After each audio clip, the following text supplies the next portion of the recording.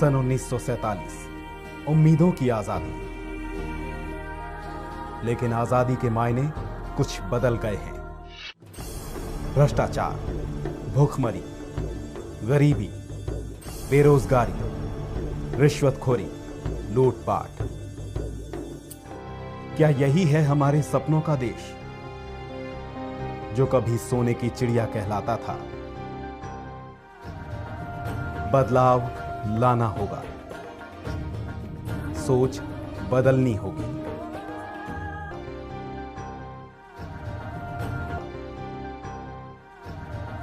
News देख रहे हैं आप, मैं हूं आपके साथ विपुल पांडे। इस वक्त मैं मौजूद हूं, आपको बता दूं कि जिस तरीके से ये तस्वीर आपको बता दें, राष्ट्रीय परशुराम परिषद के तत्वाधान में जो है एक दक्षता कार्यक्रम का आयोजन किया गया है। इसी क्रम में आपको सीधे लिए चलते हैं। इस वक्त हमारे साथ जुड़ चुके हैं, आपको बता दें कि राजपुरोहित मधुर जी, जिनसे सीधा बात करते हैं। सब आपका बहुत बहुत स्वागत है महाराज जी। महाराज जी, सबसे पहले ये जानना चाहते हैं कि इस कार्यक्रम का उद्देश्य क्या था?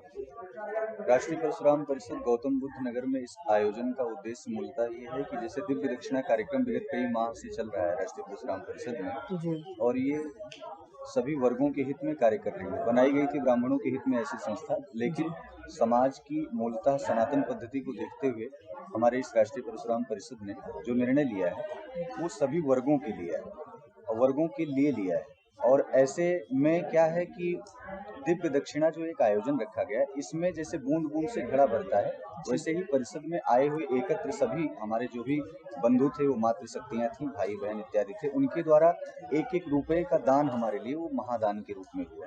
वही दिव्य दक्षिणा के रूप में हम अपने परिषद के लिए ले रहे हैं।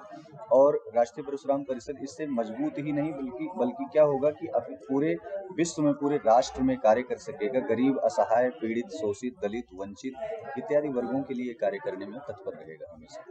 आगे की क्या रणनीति है आपकी परिषद की? अभी जैसे कि हमारे राष्ट्रपति जी के अपमान में एक बहुत बड़ा एक पूरे राष्ट्र में एक अवसाद फैला हुआ है जी। उसको लेकर के राष्ट्रीय परशुराम परिषद घोर निंदा भी कर रहा है। और अयोध्या में 5 तारीख को आयोजन भी है, उस पर हम महामंथन करेंगे कि हमको अन्य ऐसी जो विरोधी दल हैं या फिर जो दल या कोई भी दल हो, वो इस तरीके के बैठे हुए शासन अनुशासन में सत्ता पे बैठे हुए लोगों पर जो बार बार वार करते हैं, उनके लिए भी हमारा राष्ट्रीय परशुराम परिषद सख्त से सख्त कार्यवाही की मांग करेगा और स्वयं भी कुछ न कुछ उचित निर्णय भी लेगा। सनातनियों को आप क्या संदेश देना चाहते हैं? सनातनियों के लिए संदेश मेरा ये है, राष्ट्रीय परशुराम परिषद सदैव सनातनियों के लिए समर्पित है। यदि सनातन में कोई व्यक्ति ऐसा है जो धर्म करना चाहता है, सनातन से जुड़ना चाहता है और उसके पास कोई मार्ग नहीं है, तो राष्ट्रीय परशुराम परिषद एक ऐसा दरबार है जिसमें वो आकर के समाहित हो सकता है। ये थे हमारे साथ राजपुरोहित मधुर जी, जो कि राष्ट्रीय संयोजक हैं परिषद के।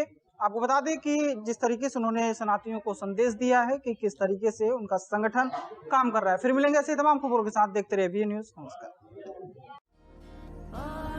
आजादी सन 1947 उम्मीदों की आजादी। लेकिन आजादी के मायने कुछ बदल गए हैं। भ्रष्टाचार, भूखमरी, गरीबी, बेरोजगारी, रिश्वतखोरी, लूटपाट। क्या यही है हमारे सपनों का देश, जो कभी सोने की चिड़िया कहलाता था? बदलाव लाना होगा, सोच बदलनी होगी।